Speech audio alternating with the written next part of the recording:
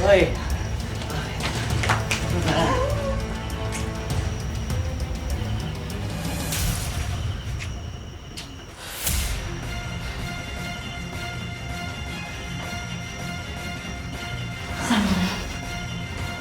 Oh my God!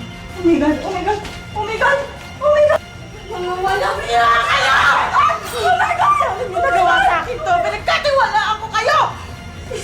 Sis, magpapaliwanag ako, sis. Huwag mo ako tawagin, sis! Akala ko ba magkapatid ang turingan natin? Yung pala gusto mo lang sulutin yung asawa ko! Sis! Bitawan mo na.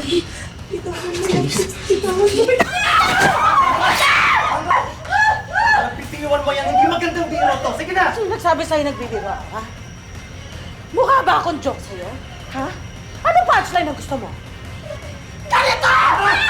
Tama na! Tama na! Totoo yan! Hindi totoo yan, sis! Ginawa mo akong joke? Ginawa niyo ako! Hindi totoo yan! Hindi totoo yan! Hindi totoo yan! Tama na! Tama na! Sis, hindi totoo yan! Huwag mo nga ako tawagin, sis! Tama na! Kapag tinamukha mo na magsalita na ganyan! Akala mo dyan ang biktima dito, ha? Di ba ikaw din? Tumatod ka din sa iba, di ba?